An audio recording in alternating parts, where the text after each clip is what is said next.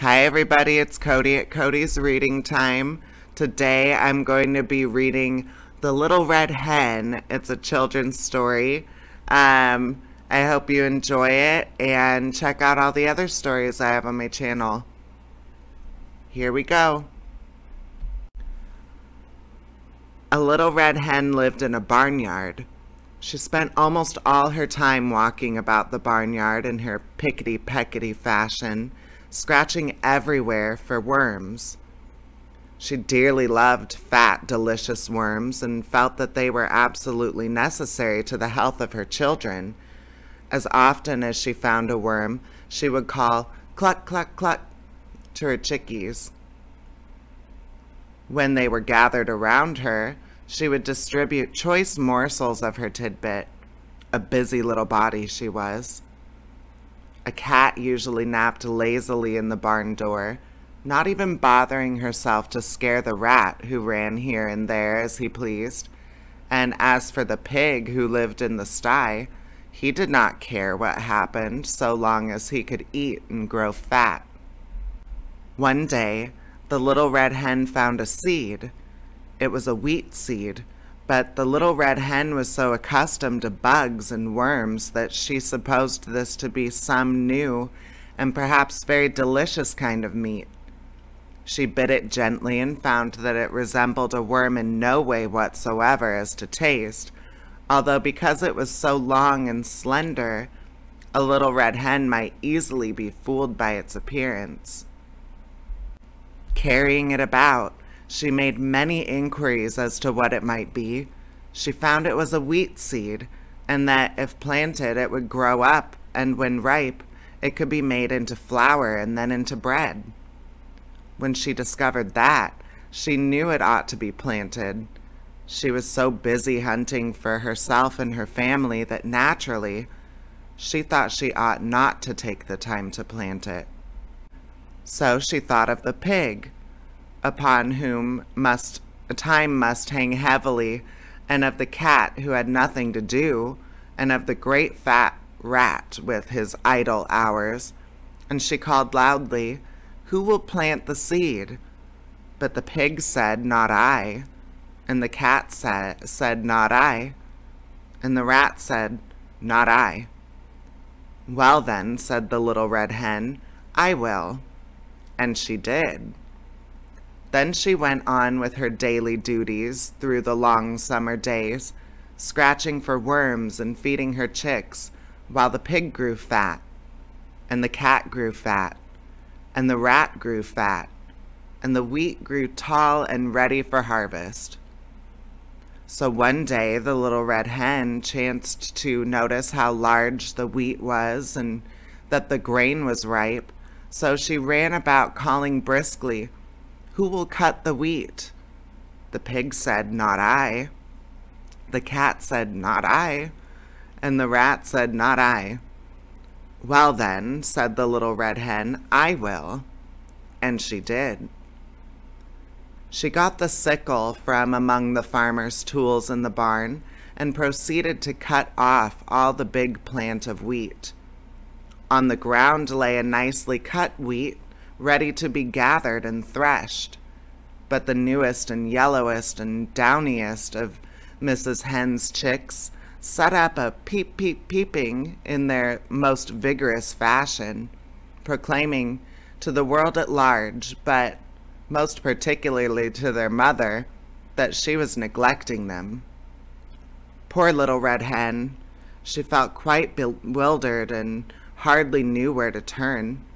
Her attention was sorely divided between her duty to her children and her duty to the wheat, for which she felt responsible. So again, in a very hopeful tone, she called out, "Who will thresh the wheat?"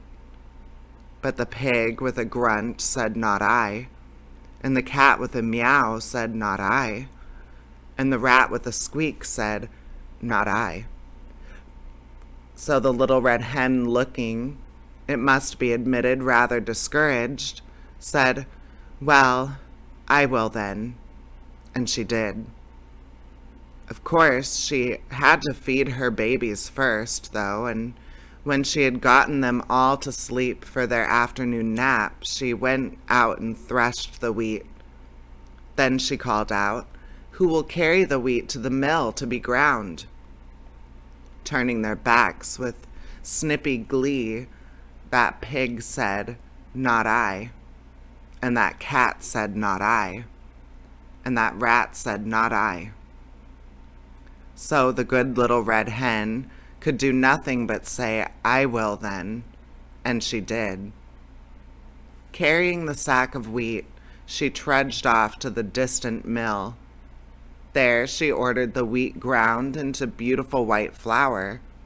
When the miller brought her the flour, she walked slowly back all the way to her own barnyard in her own pickety-peckety fashion. She even managed, in spite of her load, to catch a nice juicy worm now and then, and had one left for the babies when she reached them. Those cunning little fluff balls were so glad to see their mother. For the first time, they really appreciated her. After this really strenuous day, Mrs. Hen retired to her slumbers earlier than usual. Indeed, before the colors came into the sky to herald the setting of the sun, her usual bedtime hour. She would have liked to sleep late in the morning, but her chicks, joining in the morning chorus of the hen yard, drove away all hopes of such a luxury. Even as she sleepily half opened one eye, a thought came to her that today the wheat must somehow be made into bread. She was not in the habit of making bread, although, of course, anyone can make it if he or she follows the recipe with care, and she knew perfectly well that she could do it if necessary.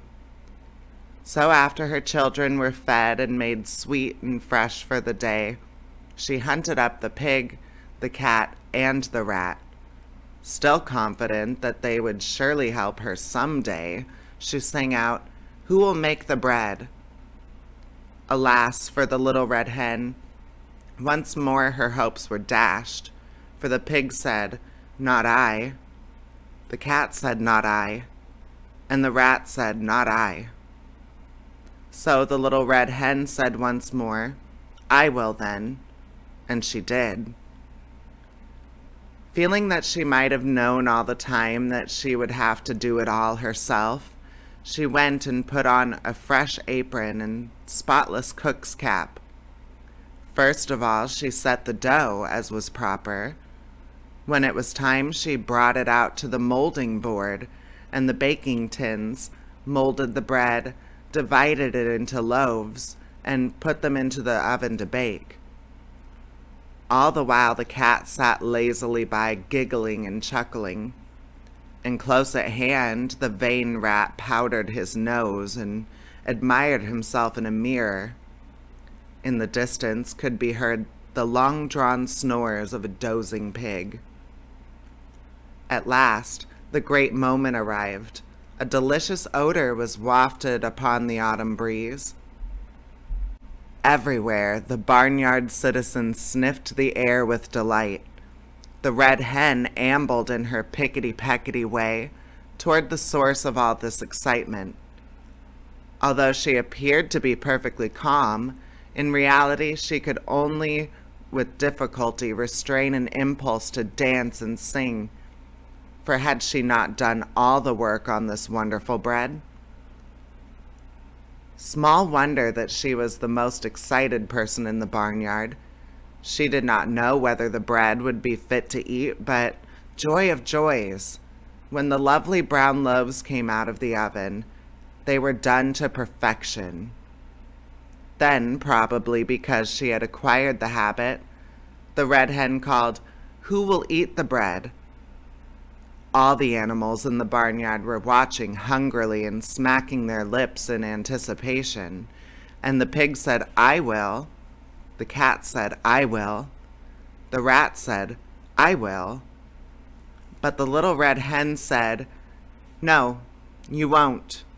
I will." And she did. All right, everybody. I hope you enjoyed that one. Please subscribe. I upload new stories every single day on my YouTube channel, and I would love for you to listen to them. All right, take care, everybody. Bye-bye.